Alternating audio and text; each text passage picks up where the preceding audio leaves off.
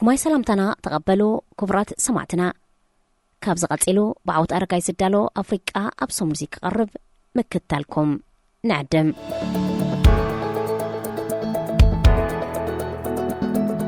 ليبيا أب مدقعتي نفاريت لوكوربي إدني روز تبهلا أب تحت قيداتيو إسران حدن تحساس شعن 988 قدم 35 عمت نفاريت بان أمريكا قطر 223 معالتاوي ناي برران تفتاتا تكايد نيرا اتا بوين 744 زعينتا نفاريت علامة قاب كتما فرانكفورت جرمان تبقيسا ناب كتما ديترويت حبرات منقصات أمريكا نيرو أب من قد دادما أب كتماتات لندن كتما نيويوركن ترانزيت كتقبر نيروا نفاريت بان أمريكا كاب فرانكفورت ناب لندن زنبرا قعزو بسلام زازيما كاب كتما لندن ناب كتما نيويورك زنبرا برران مستلسال تبقيسا 38 دقيقة مستقعزت ساعة شوعات دحر قطري أب لعلي لوكوربي اتبالت أب سكوتلاند تركب عدي مسبتحت تفنجيرا أبتا نفاريت زنبرو 243 تقعستن 16 سرحتنياتاتن بؤو هيوتهم سينوم اتا نفاريت أب لعلتا لوكوربي استوالت عدي أمنبر أبايت بمودا قدما 11 سبات كتلا بدمر بتحدقا 270 سبات هيوتهم سينوم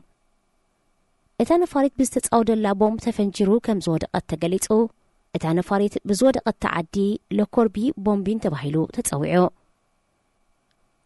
بتمت قعتي 209 أمريكاوان 43 بريطانيوان قتلون كلو زترفو 37 سبات دما زيغاتات 19 استفلالي هاجرات نيروم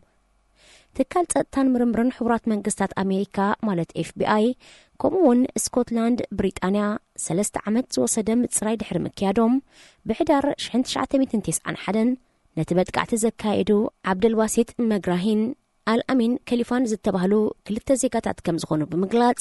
أب تحتي كوتصر كأتو تزازا محلاليفهم بمدقعت استطرطرو أبالات تاليبيا كم زغونو بمحبار أب تقوان أب ليبيا بمنباروم منقس ليبيا كركبهم تقوعيت قريبو انتغانا بمعمر قدافي تمرح زنبرت ليبيا أب تقوداي زغونا إيد كم زيبلا بمقلاط أب لعلي زيغاتات استقبرت ارترا كونيلكا بشرح استقبر مخانو قليتا كاتيلو بايتو تصدتاو دو حبرات هاجرات أبتو قداي إدو بمقتاو ليبيا طرطرات كتركب تصويعو ليبيا دقيمانة تصوعيت بمنتقا اتبايتو أب ميازياش حين 990 كالتن أب لعلي ليبيا نايبرران فرتن مشتات صورن اقدا بين الله أب شين 990 بريطانان أمريكان ليبياوان طرطرات بمسارات حق سكوتلاند أب سالسيت هاجر نيزرلاند سافر دخ أربو دحرز أربو طلب أب شين 999 እቶም ጥርጥራት ናብ ኔዘርላንድ ዝተወሲዶም ናብ ሕጊ ቀሪቦም ብመሰረት ኣብ ልዕሊ ጥርጥራት ዝተገብረ ፍርዳዊ መስርሕ ኣብ 2048 ዓመት ዓብድልማሲጥ አልመግራቢ ገበነኛ ኮይኑ ብምርካቡ ን20 ዓመት ክፍረድ እንከሎ አልአሚን ከሊፋ ድማ በደለኛ ኮይኑ ስለ ዘይተረኽበ ናብ ዓዱ ተፋንዮ ባይቶ ጸጥታው ዶ ሕብራት ሃገራት ኣብ ልዕሊ ሊብያ ጽንዒዎ ዝነበረ እገዳ አልዒልዎ انتخونا سمز تصدتا أمريكان بريطانيان عبد الماسيط المغربي نتمتقعتي بينهم زي قبرو كالا ايونا يقدن كمزلو كل كزي ابتر طرانيروم ديحرون نمتقعت نفاريت سخون بومب سرحو او اقالي مسود المارميز تبهالة طرطور اب ليبيا كمزلو تقليتو اب كل تشحن سلستن اب ليبيا بستقبرت سقطي معامر قذافي نسدرابيت قدات متقعتي نفرتو لكوربي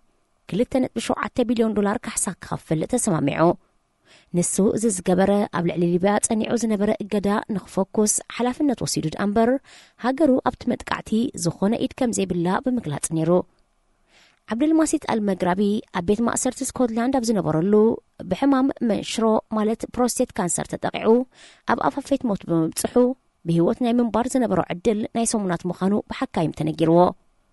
محرت تقيرو ترفا قزيو أو هاقرو كحلفو كام مأسرتي النت أتلغيقو أما عرفون نفرت كتما تريبولي أبزوز حل أوان دما نايجقنا أكوابلا تكيرلو ودون أزافي سيف الإسلام تقبلو إذ دما نسدر بيت موتي أغطعو عبد الماسيط المغربي تنحو أب كتما تريبول عرفو نسوك ساب على تموتو نتقبن كمزيو عليو سقلت نيرو أب نفاريت بان أمريكا قطر 203 زتت أودا بومب أقدمو أب هاجر مالتا كمستخايدي سقلت نيرو ድሒሩ ግን እቲ ቦምብ ኣብ ከተማ ለንደን ማዕርፎ ነፈርቲ ሂትረው ከም ዝተጻወደ ገለ ምንጭታት ይሕብሩ። ገለ ምንጭታት እውን እቲ መጥቃዕቲ ብፍልስጤማውያን ከም ዝተኻየደ ክገልጹ ከለዉ ካልኦት ድማ ኣብ ጀርመን ዝነጥፉ ብዝነበሩ ግብረ ሽበራውያን ከም ዝተኻየደ ይሕብሩ። እዚ ኮይኑ ግን ኣሜሪካን ብሪጣንያን እቲ መጥቃዕቲ ብፍቶት ቃዛፊ ብቤት ጽሕፈት ጸጥታ ሊብያ ከም ዝተኻየደ እዮም ዝኣምኑ። ድሕሪ ውድቀት ቃዛፊ ቦምባ ምስራሕ ተሓጋጊዙ ዝተባሃለ ኣቡ ኣጋሊ ሙሱድ ኣልማርሚ ብኻልእ ግብረ ሽበራዊ ንጥፈታት ኣብ ትሕቲ ሓድሽ መንግስቲ ሊብያ ኣትዩ ጸኒሑ። ሕቡራት መንግስታት ኣሜሪካ ብዝገበረቶ ጠለብ ሕጂ ድሕሪ 35 ዓመታት ተረኪባቶላ። ኣቡ ኣጋሊ ሙሱድ ኣብ ኣሜሪካ ፍርዳዊ መስርሕ ክካየደሉ ምዃኑ ፌደራላዊ ላዕለዋይ ቤት ፍርዲ ተሃገር ኣፍሊጡሎ። 270 መጥቃዕቲ ነፋሪት ለኮርቢ ኣብ ታሪኽ ብሪጣንያ ዛጊት ዝሓየለ ግብረ ሽበራዊ መጥቃዕቲ ከም ዝኾነ ክግለጽ እንከሎ ሊብያ ብወገና ጡርጡራት ከይተረክብ ብምሕጋዳ ዓብ ቁጠባዊ ዋጋ ኣኽፊልዋዮ። መጥቃዕቲ ነፋሪት ለኮርቢ ሓያሎ ንጹሃን ሰባት ዝቐተለ እኳ እንተኾነ ሃገራት ምዕራብ መንጊርዎ ብዘይእኹል ጭብጢ ግብረ ሽበራውያን ተተባብዓላ ንዝበልዋ ሊብያ ከም መህረሚ ፖለቲካ ከም ዝተጠቕሙሉ ገለ ተንተንቲ ፖለቲካ ይገልጹ። ማዕመር ቃዛፊ ብወገኑ ብምዕራባውያን ሃገራት ከም ግብረ ሽበራውያን ንዝቁጸሩ ጉጅለታት ይምውል ምንባሩ ናይ ኣደባባይ ምስጢር እዩ። ኣብ 1989 እውን 170 ሰባት ጽዒና ካብ ኮንጎ ናብ ፈረንሳ ትጓዓዝ ዝነበረት ናይ ፈረንሳ ናይ መጓዓዝያ ነፋሪት ብዝተጻወደላ ቦምብ ተቓጺላ ወዲቓያ። መብዛሕትኦም ፈረንሳውያን ዝኾኑ ብምሉኦም ገያሾ ድማ ተቐቲሎም። እዚ መጥቃዕቲ ክካየድ ሊብያ ኢድ ነይርዋ ዝብል ጥርጠራ ብምንባሩ ነቲ ኣቐዲሙ ዝነበረ ክሲ ኣረጊድዎ እዩ። ኣብ ልዕሊ ሊብያ ናይ ኣየር መጓዓዝያ እገዳ ተኻይድሉ ዝነበረ እዋን ፕሬዚደንት ኢሳያስ አፈወርቂ ብመኪና ናብ ሊብያ በፂሕ ነይሩ። ቃዛፊ ብወገኑ ኣብቲ እዋንቲ ናብ ኤርትራ ወግዓዊ ዑደት ገይሩ ነይሩ።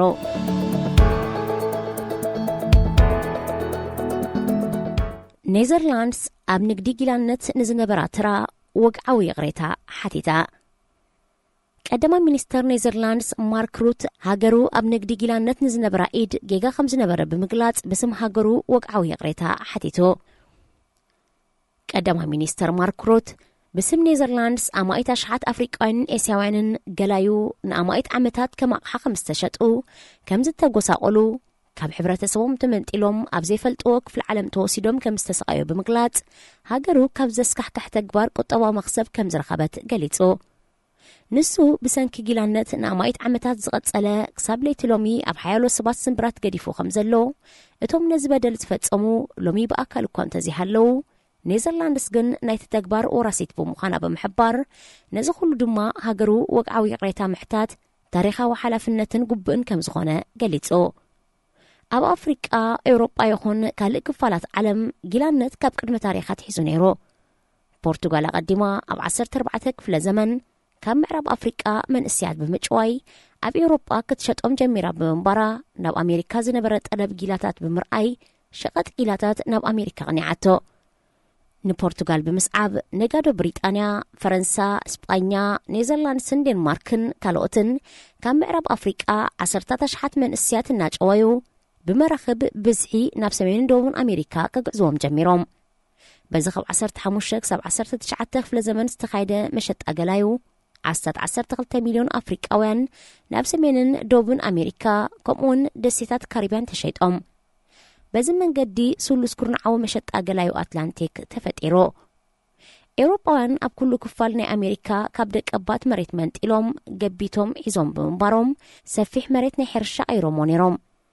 ነዚ መሬት ንምሕራስን ምህርቲ ንምሕፋስን ድማ ጉልበት ሰብ የድልዮም ነይሩ። ናይ ሕርሻ መሬት ዝበዝሕ ጡጥ ሽኮርን ትንባኾን እዩ ዝሕረስ ነይሩ። በቲ ስሉስ ኩርናዕ ንግዲ ኤውሮጳውያን ካብ ኣፍሪቃ ገላይ ወሲዶም ናብ ኣሜሪካ ይሸጥዎም። ብዝረኸብዎ ኣታዊ ካብ ኣሜሪካ ጡጥ ሽኮርን ትንባኾን ይገዝኡ። እቲ ዝገዝእዎ ምህርቲ ሕርሻ ናብ ኤውሮጳ ብምውሳድ ይሸጥዎ። ካብ ኤውሮጳ ኣፅዋር ክዳውንትን ካልእን ብምግዛእ ናብ ኣፍሪቃ ኸይዶም ንነጋውስን ኣመሓደርትን ኣፍሪቃ ይሸጡሎም። መሊሶም ድማ ገላይ ሒዞም ናብ ኣሜሪካ ይኸዱ። በዚ ድማ ብዘይድሌቶም ካብ ኣፍሪቃ ዝተጨውዩ ገላዩ ምንጭ ስሉስ ኩርናዓዊ ኣታዊ ንኤውሮጳውያን ይኾኑ ነይሮም። ኔዘርላንድስ ኣብ ደቡብ ኣሜሪካ ሎሚ ብሃገረ ንሱሪናም እትፍለጥ ሃገርን ሓያሎ ደሴታትን ገዚኣ ነይራ። ካብ 600,000 ክሳብ 1 ሚልዮን ዝበጽሑ ኣፍሪቃውያን ገላዩ ብኔዘርላንድሳውያን ነጋዶ ካብ ናብን ተጓዓይዞም ተሸይጦም ካብ ሕቑፈ ስድሮኦምን ሕብረተሰቦምን ዓዶምን ተመንጢሎም ናብ ኣሜሪካ ዝኸዱ ኣፍሪቃውያን ከም ኣቕሓ ብጨረታ እናተሸጡ ሰብ ዘይኮነ ትሕቲ ሰብ እናተሓስቡ ብዝዓዱ ዝውነኑ መብዛሕትኦም ኣብ ሕርሻ ናይ ጉልበት ስራሕን ጽሬትን ተዋፊሮም ሓዳር ጌሮም ዝወለድዎም ብኡንብኡ ጊላ እናተሓስቡ ካብ ዓይኖም ተመንጢሎም ናብ ካልእ ክሽየጡ እናረኣዩ ካብ ወለዶ ናብ ወለዶ እናተሰጋገሩ ድሕሪ 400 ዓመት በብደረጅኡ ጊላነት ብሕጊ ክኽልከል ጀሚሩ ኣብቲ ወንቲ ኣፍሪቃውያን ገላዩ ካብ መላእ ደቡብ ኣሜሪካ ብፍላይ ድማ ኣብ ብራዚል ኣብ ደሴታት ካሪቢያን ከም ጃማይካን ሃይትን ኣብ ሰሜን ኣሜሪካ ድማ ብፍላይ ኣብ ሕቡራት መንግስታት ኣሜሪካ ተዘርጊሖም ኣብ መሸጥ ኣፍሪቃውያን ገላዩ ኣፍሪቃውያን ነገስታት ራእስታትን ኣመሓደርትን ጭቃ ዓደን እውን ዝዓበየ ተራ ተጻዊቶም እዮም ምኽንያቱ ንሳቶም እቶም ናብ ናይ ኣንጻር ቀቢላታት እናኸዱ መንእስያት እናጨወዩን እናሃደኑን ንኤውሮጳውያን ይክብሎምን ይሸጡሎምን ብኣቕሓ ኣጽዋር ክዳውንትን መስትያት ከይተረፈን ይቐያይርዎም ነይሮም ኣብ ከባቢ 1865 ኣብ ሕቡራት መንግስታት ኣሜሪካ ጊላነት ዘይሕጋዊ ኮይኑ እኳ እንተተኸልከለ ቀጺሉ ክፍለ ሃገራት ብዘተኣታተውኦ ብጂም ክሮው ዝፍለጥ ሕጊ ፈላሊኻ ምግዛእ ንዝቐጸለ ልዕሊ 100 ዓመት ጸለምቲ ኣባይቲ ይኹን ናይ ሕርሻ መሬት ከይውንኑ ተቖጺሮም ስራሕ ከይሰርሑ ትምህርቲ ከይመሃሩ ይገዱ ነይሮም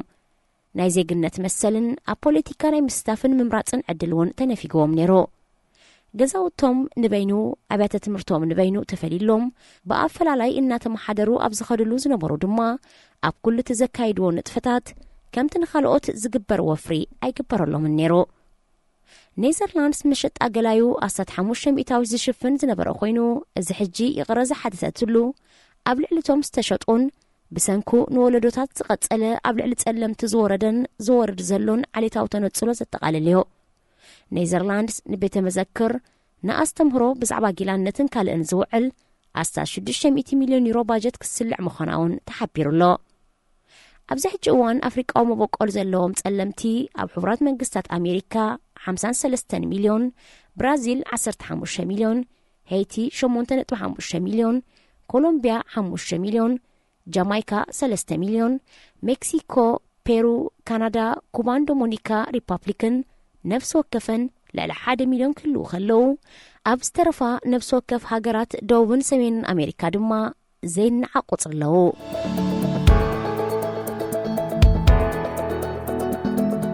ወርሒ ታሕሳስን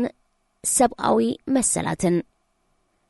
10 ታሕሳስ ዓለምለኻዊ መዓልቲ ሰብኣዊ መሰል ተኸቢሩላ ትውዕል መዓልቲ እኳ እንተኾነት ውድብ ሕቡራት ሃገራት ወርሒ ታሕሳስ ብዛዕባ ኣፍልጦ ሰብኣዊ መሰላት ናብ ኩሉ ክባጻሕ ጎስጓስ ዝካየደላን ኣስተምህሮታት ዝወሃበላን ንቕሓት ህዝቢ ብዛዕባቶም ጉዳያት ዝዓበየላን ክትከውን እዩ ዝሓዝኣ ሬድዮ ኤርና መደብ ኣፍሪቃ ብሰሙኑ እዚ ድማ ሎሚ ንሳልሳይ ዓመት ብዛዕባ ዝዓለትን ምስ ሰብኣዊ መሰል ኣፍሪቃ ብምትሕሓዝ ኣብ መወዳእታ ወርሒ ብዛዕባ ሰብኣዊ መሰላት ክንዛረብ መሪጽና ኣሎና ፍጡር ወዲ ሰብ ነጻ ኮይኑ ተፈጢሩ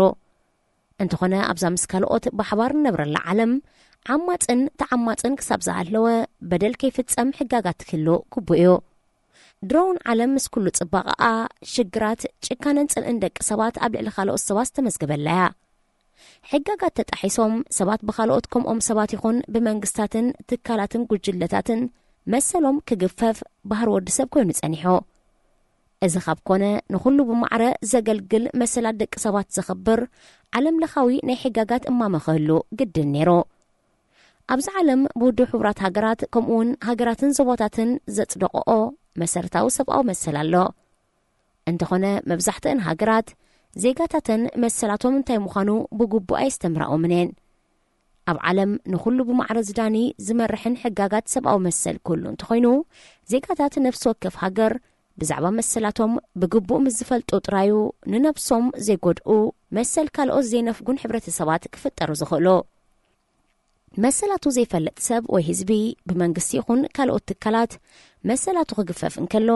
ንመሰላቱ ብኸመይ ደው ይብል እውን ክጸግሞ ይኽእል እዩ ዝኾነ መንግስቲ ህዝቢ ዘማእከለ ክኸውን ዝግባእ በዚ መሰረት ድማ ንህዝቢ ብማዕረ ዘገልግል ግቡእን መሰላትን ክሕገግ ይከኣል እዚ ግን ኣብተን ብፍላይ ብውልቀ መላእኽቲ ዝመሓደራ ሃገራትን ብልሽውና ዝሰዓረረን ክሰርሕ ኣጸጋሚዮ ወዲ ሰብ ስለ ዝኾነ ጥራይ መሰረታዊን መባእታዊ መሰላት ኣለዎ እዚ መሰላት ብውልቀ ሰባት ይኹኑ መንግስታት ትካላትን ጉጅለታትን ከይጠሓስን ክሕሎን ዝተኣመመ ኣዋጅ ሕጋጋት ኣሎ እዚ ሕጋጋት ሰባት ከይጉድኡን መሰሎም ክሕሎን ጥራይ ዘይኮነ ኣብ ዓለም ሓቢርካ ብሰላም ንምንባር እውን ዝሕግዝ እዩ ካልኣይ ኩናት ዓለም ኣብ ዝካየደሉ ዝነበረ እዋንን ቅድሚኡን ኣብ ደርጋ መብዛሕትኡ ክፍላት ዓለም ኣብ ልዕሊ ደቂ ሰባት ኣዝዩ ኣሰቃቂ ምክሃስ ሰብኣዊ መሰላት ተኻይዱ ነዚ ብምርዳእ ኣብ 10 ታሕሳስ 1948 58 ኣባላት ሃገራት ዝነበሮ ባይቶ ውድብ ሕብራት ሃገራት ንኹሉ ፍጡር ከገልግል ዝበልዎ ኣብ 4 ክፋላት ማለት ናጽነት ሓሳብካ ምግላጽ ናጽነት ሃይማኖት ናጽነት ካብ ፍርሒ ናጽነት ድሌት ዝቆመ 30 መሰረታዊ ሰብኣዊ መሰላት ኣብ ፓሪስ ፍራንስ ኣዊጁን ኣጽዲቖን እዚ ኣዋጅ ኣብ ጸደቐሉ ኣህጉር ኣፍሪቃ ተመቃቂላ ኣብ ትሕቲ መግዛእቲ ኤውሮጳውያን ሃገራት ኣብ ዝነበረትሉ ኮይኑ ነቲ ኣዋጅ ዝኸተማ መብዛሕትአን ሃገራት ኤውሮጳ ክኾና እንከለዋ ዝኸተማሉ ኣዋጅ ብግብሪ ኣብ ልዕሊ ኣፍሪቃውያን ብቕጽበት ኣይተግበረኦን ብሰንኪዚ ሃገራት ኣፍሪቃ ናጽነተን ድሕሪ ምእዋጀን ኣብ ልዕሊ ዜጋታተን ዘካየድኦ መክሃስ ሰብኣዊ መሰላት ክቕጽላን ከለዋ ክሳብ ዕለተ ሎሚ ምክሃስ መሰረታዊ ሰብኣዊ መሰል ኣብ ኣህጉር ኣፍሪቃ እቲ ዝበኣሰ ኮይኑ ይቕጽል ኣሎ ቅድሚ መግዛእቲ ኣብ ሓያሎ ክፋል ኣፍሪቃ ብመንገዲ ሕጊ እንዳባ ገለ ሰብኣዊ መሰላት ነይሮም እዮም መብዛሕትኦም ድሕሪ መግዛእቲ ፈሪሶም ብሓድሽ ናይ ገዛእቲ መሰላት ክትክኡን ከለዉ ድሒሮም ድማ መምሕያሻት ክግበረሎም ጸኒሑ ኣቐዲሙ ብውድብ ሓድነት ኣፍሪቃ ኣብዚ ሕጂ እዋን ድማ ብሕብረት ኣፍሪቃ ዝፍለጥ ዘሎ ውድብ ንኣህጉር ኣፍሪቃ ዘማእከለ ሓደ ሕጋጋት መሰረታዊ ሰብኣዊ መሰል ሓጊጉ እዩ እንተኾነ ካብ 54 ሃገራት 30 ሃገራት ክቕበለውን ከለዋ ካብዚአን 9 ጥራየን ከተግብረኦ ዝፍትና ዘለዋ ሕብረት ኣፍሪቃ እቲ ሰብኣውን ህዝባውን መሰላት ዝሰመዮ ሕጋጋት ኣብ ሰነ 1998 ክነድፎን ከሎ ኣብ 2004 ናብ ሕጊ ጸዲቑ ኣባላት ሃገራት ብኡ ክቕየዳ ተወሲኑ ኣብ 2006 ድማ ንዑ ዘተግብር ላዕለዋይ ቤት ፍርዲ ኣብ ቡርኪና ፋሶ ቆይሙ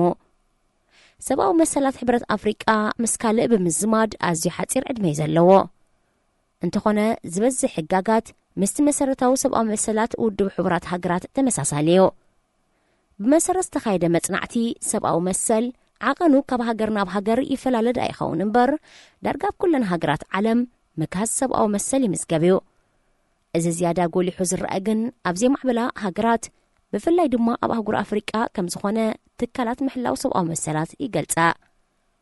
ኣህጉር ኣፍሪቃ ሰብኣዊ መሰላት ብግቡእ ከተተግብር ገና ነዊሕ መንገዲ ከም ዝተርፋ ብፍላይ ግጭታት ኣብ ዝኽሰትሉ ከባቢታትን ጥዑይ ምሕደራ ኣብ ዘይብለን ሃገራትን ቅትለት ጮውያ ብዘይ ፍርዲ ማእሰርቲ ምስርጣይን ምስቃይን ጾታዊ ዓመፅን ዘለፋን መሰል ስደተኛታት ዘይምሕላውን ካልእን ምርኣይ ልሙድ ከም ዝኾነ ተገሊጹ ኣብ ኣፍሪቃ ብተወሳኺ መሃይምነት ሃይማኖታዊ ፍላላይ ዓሌት ቁጠባን ካልእን ዘኸተሎ ሰብኣዊ ግህሰት ብብዝሒ ከም ዝረአ እዚ ድማ ብትምህርትን ጎስጓሳትን ክመሓየሽ ከም ዝኽእል ትካላት ምሕላው ሰብኣዊ መሰላት ይሕብራ ኣብዚ ሕጂ እዋን ሃገራትን ናይ ገዛእ ርእስን ኣገባብ ምሕላው ሰብኣዊ መሰላት ክልውን እንከሎ ብመንገዲ ውድብ ሕብራት ሃገራት ዳርጋ መብዛሕትአን ኣባላት ሃገራት ዓለም ክታመን ዘንበራሉ 30 መሰረታዊ ሰብኣዊ መሰል ግን ኣብ መዝገብ ትውድብ ሰፊሩሎ እዚ መሰላት ብመብዛሕትአን ሃገራት ዝተፈረመ እኳ እንተኾነ ሓያሎ ግን ሙሉእ ብሙሉእ ኣይተግብሮንን መሰረታዊ ሰብኣዊ መሰላት ነዝስዕብ ይመስል ብሕፅር ዝበለ ኩሉ ሰብ ነፃን ማዕረን ተወሊዱ ኣይፋል ንኣድልዎ ብሂወት ናይ ምንባር መሰል ኣይፋል ንባርነት ኣይፋል ንምስቃይ ኣብ ዝኸድካ ኬድካ መሰል ምንባር ኣሎ ኩሉ ፍጡር ኣብ ቅድሚ ሕጊ ማዕረዩ ሰብኣዊ መሰላት ብሕጊ ዝተሓለዉ እዮም ኣይፋል ንዘይርትዓዊ ማእሰርቲ ኣብ ፍርዲ ናይ ምቕራብ መሰል ሰብ ኣብ ሕጊ ቀሪቡ በደለኛ ኮይኑ ክሳብ ዘይተረኽበ ኩሉ ግዜ ነፃዩ መሰል ብሕትነት ስትረት ወይ ምስጢራውነት ናይ ምንቅስቃስ ናጽነት ኣብ ውሕዝ ዝበልካየ ቦታ ወይ ሃገር ኬድካ ናይ ምንባር መሰል ናይ ዜግነት መሰል ምርዓን ስድራ ቤትን መሰል ዋንነት ናጽነት ሓሳብን ኣተሓሳስባን ሓሳብካ ናይ ምግላጽ መሰል ምእካብን ናይ ጉባኤን መሰል ዲሞክራሲ መሰል ማሕበራዊ ድሕነት ናይ መስራሕ መሰል ናይ ምዕዋት መሰል ናይ መግብን መጽለልን መሰል ናይ ትምህርቲ መሰል ድርሰት ርትዓውነትን ነፃን ዓለም መሰል ግቡእን ሓላፍነትን ዝብሉ ኮይኖም ኣብ መወዳእታ ድማ መሰላትካ ካሕድገካ ዝኽእል ኣካል የለን ብምባል ይዛዘሙ። እዞም መሰላት ነናቶም ዝርዝር ኣለዎም። መሰረታዊ መሰላት ወዲ ሰብ እዚ ዝተገልጸ ኮይኑ ከብቅዕ ሰብኣዊ መሰላት ኩሉ ግዜ ዝተጣሕስዮም ደቂ ሰባት መሰላቶም ብግቡእ እንተፈሊጦም ግን ንመሰላቶም ክቃለሱ ሓገስቲዮም።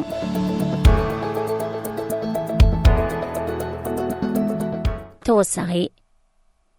ሞሮኮ ኣፍሪቃዊት፣ ዓረባዊት፣ ኣማዚቃዊት ዶ እስላማዊት? ሃገራዊት ጋንታ ኩዕሶ እግሪ ሞሮኮ ንኣህጉር ኣፍሪቃ ወኪለን ኣብ ዋንጫ ዓለም ካብ ዝተሳተፋ 5 ሃገራት ሓንቲ እያ። እታ ጋንታ ኣብ ዋንጫ ዓለም ብዘርኣየቶ ብቕዓት ንጋንታታት ብኩዕሶ ሓያላት ሃገራት ከም እስጳኛን ፖርቱጋልን ብምስዓር ኣብ 4ይ ደረጃ ክትበጽሕ ኪኢላ እያ። ሃገራዊት ጋንታ ኩዕሶ እግሪ ሞሮኮ ዓወታት ኣብ ዝተጎናጸፈትሉ ሓያሎ ኣፍሪቃውያን፣ ዓረባውያን ከምኡውን ኣብ ርሑቕ ዝርከባ ሃገራት እስላም ከይተረፈ ደገፈን ይበንኣየን። ብሰንኪ ዘርኣየቶ ብቕዓት እውን ካብ ሓያሎ ካልእ ክፋላት ዓለም ደገፍ ረኺባ። ናይ ክንፊ ተጻዋታይ ሞሮኮ ሶፌን ቡፋን ጋንትኡ ኣብ ልዕሊ እስጳኛ ድሕሪ ዘመዝገበቶ ዓወት ኣብ ዝሃቦ መግለጺ እቲ ዓወት ንሞሮካውያን ንዕራብ ንኹሎም ኣመንቲ ምስልምናዊ ድሕሪ ምባሉ ግን ኣብ ሓያሎ ኣፍሪቃውያንን ሕብረተሰብ ኣማዚቕን ቁጣዕ ፈጢሩ። ሓያሎ ዝተቆጥዑ እቲ ተጻዋታይ ኣፍሪቃ ብዘይምጥቃስ እዩ ነይሩ። ኣብ ማሕበራዊ መራኸቢታት ድሕሪ ዝወረዶ ነቐፌታ ግን እቲ ተጻዋታይ ኣብ መግለጺኡ ንኣህጉር ኣፍሪቃ ብዘይምጥቃሱ ይቕሬታ ሓቲቱ። ኣሰልጣኒ ጋንታ ሞሮኮ ብወገኑ ብዛዕባ እቲ ጉዳይ ተሓቲቱ ኣብ ዝሃቦ መልሲ ጋንትኡ መጀመርታ ንሞሮኮ ድሕሪኡ ድማ ንኩዕሶ እግርን ኣህጉር ኣፍሪቃን ከም እትጻወት ሓቢሩ። እዚ ጉዳይ ኣብ ማሕበራዊ መራኸቢታት ሞሮኮ ኣፍሪቃዊት፣ ዓረባዊት፣ ኣማዚቃዊት ዶ እስላማዊት ዝብል ክትዕ ኣላዓኢሉ ቀኒዩ። ኣብ ሰሜን ኣፍሪቃ ትርከብ ሃገሮ ሞሮኮ ደቀባት ተቐማጦኣ ዓሌት በርበር ወይ ኣማዚቖም ኣብ 7ይ ክፍለ ዘመን ድማ የዕራብ ሃይማኖት እስልምና ሒዞም መጺኦም። እቲ ሃገር ንስጳኛ ቀረባ ኣብ ልዕሊ ምዃና ብፈረንሳ ተገዚኣ ብምንባራ ምስ ኤውሮጳውን ቅርበት ኣለዋ። ንኣማይት ዓመታት ዝተቐመጡ ኣይሁዳውያን እውን ሓቒፋ ትርከብ። ጸለምቲ ኣፍሪቃውያን ሞሮኮውያንን እውን ደቀባት እዮም። እዚ ኩሉ ዝሓቆፈት ሞሮኮ ከምዚ ኢልካ ክትገልጻ ኣጸጋሚ እዩ። መጀመርታት ሃገር ብሞሮኮነታ ትሕበን ህዝባ ኣማዚቕን ዓረብን ከምኡውን ዝተሓናፈፁ ብምዃኖም ናይ ክልቲኦም እያ። ወግዓዊ ቋንቋ ዓረብ እዩ። ኣብ ኣህጉር ኣፍሪቃ ስለ ትርከብን ንኣፍሪቃ ወኪላ ስለ ትጻወት ድማ ኣፍሪቃዊት እያ። ሃይማኖት ምስልምና ዓብላሊ ምዃኑ እስላማዊት ክትብላ ትኽእል። ዝበዝሑ ተጻወትታ ኣብ ኤውሮጳ ተወሊዶም ዝዓበዩ ብምዃኖም ናይ ኤውሮጳ እውን ኣለዋ። በዚ ምኽንያት ሞሮኮ ንኹልያ ትጠቓልል። እዚ ከምዚ ኢሉ እንከሎ ሃገራዊት ጋንታ ኩዕሶ እግሪ ሞሮኮ ድሕሪ ዘመዝገበቶ ኣንጸባራቒ ዓወት ንጉስ መሓመድ ሻድሻይ ተሃገር ተጻወቲ ናብ ቤተ ንግስነት ዓዲሙ ናይቲ ሃገር ዝለዓለ ናይ ክብሪ ሽልማት መዳልያ ዓዲልዎም። ኣብቲ ናይ ዕድመ እዋን ተጻወቲ ሞሮኮ ዝገበርዎ ፍሉይ ነገር እንተነይሩ ናብቲ ቤተ መንግስቲ ኣዴታቶም ሒዞም ብምኻዶም ነይሩ።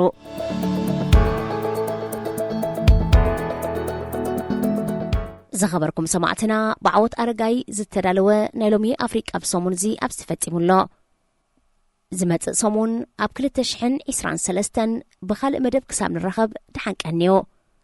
በዛ ኣጋጣሚ ንኹልኩም ተኸታተልቲ ሬድዮ ኤረና ብፍላይ ድማ መደብ ኣፍሪቃ ብሰሙን እዚ ርሑስ ሓድሽ ዓመት ክኾነልኩም ንምነ